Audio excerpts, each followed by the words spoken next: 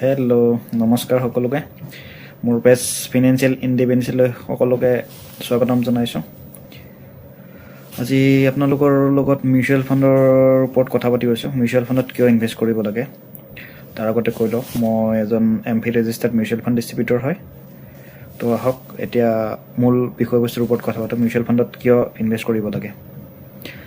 আপোনালোকে জানেনে আপোনালোকৰ ওচৰত থকা পইচাৰ ক্ৰয় ক্ষমতা দিনক দিনে কমি গৈ থাকে, আৰু এইটো কিয়ৰ কাৰণে হয় গম পায়নে? হয়, এইটো হয় তোমাৰ মুদ্ৰাস্ফীতিৰ কাৰণে। আপোনাৰ ওচৰত ধৰক আজিৰ তাতে 100 টকা আছে আৰু কোনো এটা বস্তুৰ মানে ক্ৰয় মূল্য 100 টকা। সেই একেই বস্তুটো আপোনালোকে অহা বছৰ 100 টকাত কিনিব পাৰিম বুলি ভাবে নেকি? নিশ্চয়কৈ নোৱাৰে, নিশ্চয়কৈ নোৱাৰে। 5 টকাৰ পৰা 10 টকাৰ ভিতৰত হ'লেও বাঢ়িব বা বাঢ়ে, নাবাঢ়িবও পাৰে বাট বাঢ়ে নৰ্মেলি। এতিয়া আপোনাৰ হাতততো 100 টকাই আছে, তেতিয়াহ'লে আপোনাৰ 100 টকাৰে আপুনি সেই 100 টকাৰ বস্তুটো নাপাব ন। আপোনাৰ যিহেতু বস্তুটোৰ দাম 100 টকাতকৈ বেছি হৈ গ'ল, গতিকে আপুনি 100 টকাৰ হিচাপত আপুনি বস্তুৰ পৰিমাণটো কম পাব। সেইটো কয় পাৰ্চেচিং পাৱাৰ, ক্ৰয় ক্ষমতা। আৰু এইটোৰ পৰা হাত সাৰিব কাৰণে আপোনালোকে কি কৰিব লাগিব? এইটোৰ পৰা হাত সাৰিবৰ কাৰণে আপোনালোকে ইনফ্লেশ্যন যিটো মুদ্ৰাস্ফীতিতকৈ বেছি ৰিটাৰ্ণ অহা কোনো এটা এছেটছ হওক, কোনো এটা হেৰিত আপুনি ইনভেষ্ট কৰিব লাগিব।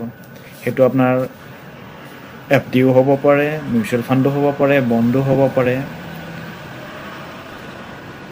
চ' বাকীবিলাকতকৈ মিউচুৱেল ফাণ্ড কিয় প্ৰিফাৰেবল হয়?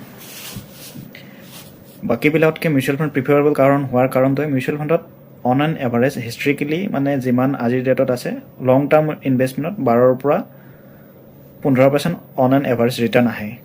যদি কোনো এটা সময়ত ইনফ্লেশ্যন 5ৰ পৰা 6% থাকে, তেতিয়াহ'লে আপুনি সেইটোত 12% ৰিটাৰ্ণ পালে আপোনাৰ ইনফ্লেশ্যনক বিট কৰি আপোনাৰ ওচৰত 6% ছেফ থাকিব।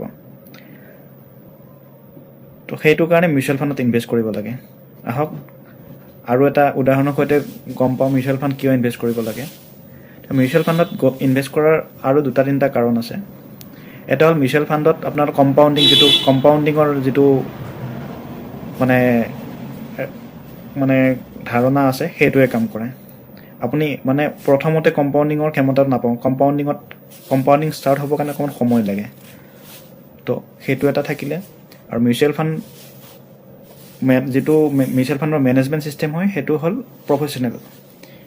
কোনো ফাণ্ড মেনেজাৰৰ দ্বাৰা এইটো মেনেজমেণ্ট কৰা হয়।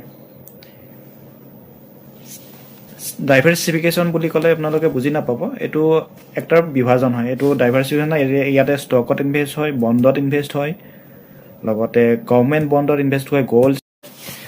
নেক্সট ভিডিঅ'ত আপোনালোকে কি জানিব বিচাৰিছে কমেণ্ট কৰি নিশ্চয় জনাব। মই যিমানখিনি পাৰি মোৰ পৰা শ্বেয়াৰ কৰিব ট্ৰাই কৰিম। আৰু আপোনালোকে যদি মিউচুৱেল ফাণ্ডত ইনভেষ্ট কৰাৰ কিবা ইচ্ছা প্ৰকাশ কৰে, মোৰ তলত দিয়া নাম্বাৰটোত কল কৰি ল'ব পাৰিব। ধন্যবাদ।